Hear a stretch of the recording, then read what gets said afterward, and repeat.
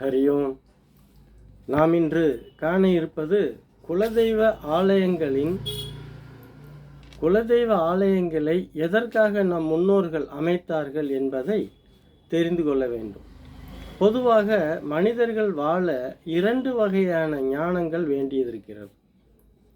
அதில் ஒன்று, மனிதன் சிறப்பாக வாழ வேண்டும் என்றால் ஒன்று பொருளாதாரத்தில் அவன் முன்னேறி இருக்க வேண்டும்.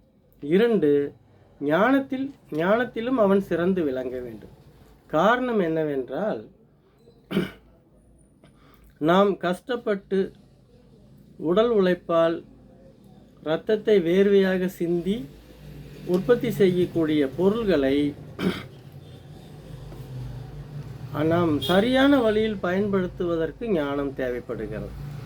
இல்லை என்றால் நாம் சம்பாதித்த பணம் முழுவதையும் கண்டபடி தேவையில்லாத செலவுகளை செய்துவிட்டு கடன்களை வாங்கி, கடனால் சிலர் கடன் கட்ட முடியாமல் அவதிப்படுபவரும் இருக்கின்றார்கள். சிலர் தற்கொலை செய்து கொண்டு உயிரை விடக்கூடிய ஆளுகளும் இருக்கின்றார்கள். அதற்கு யோசனை செய்வதற்கு அல்லது யோசனை சொல்வதற்கு ஒரு தனி இடம் தேவை. அதற்காகத்தான் அந்த காலத்தில் நம் முன்னோர்கள் ஒரு குலதெய்வ ஆலயங்களை அமைத்து வைத்தார்கள். அந்த ஆலய அமைப்பில் நாம் அமைதியாக அமர்ந்து சிந்தித்து நாம் சம்பாதித்த பணத்தை எப்படி செயல்படுத்தலாம் என்று அந்த ஆலயங்கள் அமைந்து அந்த குருமார்களிடம் யோசனை செய்து நாம் வாழ்க்கையை வளப்படுத்தலாம்.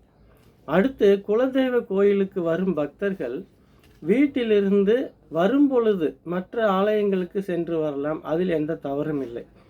ஆனால் குலதெய்வ ஆலயங்களுக்கு வந்துவிட்டால் நேராக வீட்டிற்கு தான் செல்ல வேண்டும்.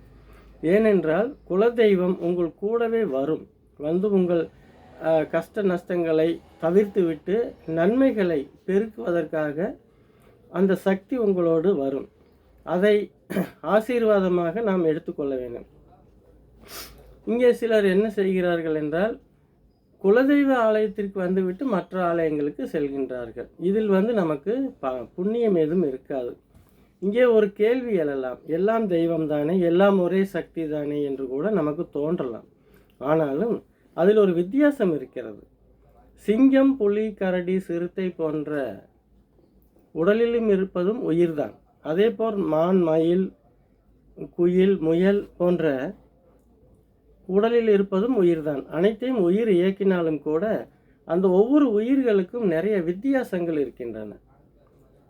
சிங்கங்களை ஜூவில் பார்க்கலாம், மற்றபடி எந்த பயனும் இருக்காது. ஆனால் குலதெய்வ கோயிலுக்கு நேராக வீட்டுக்கு சென்றால் உங்கள் வேண்டுதல் நிச்சயமாக நிறைவேறும். மிக நல்ல முன்னேற்றத்தை அடைவதற்குண்டான ஆசீர்வாதமும் கிடைக்கும்.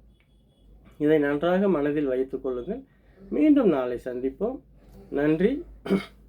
இந்த காணொளி உங்களுக்கு பிடித்திருந்தால் மற்றவருக்கும் பகிருங்கள்.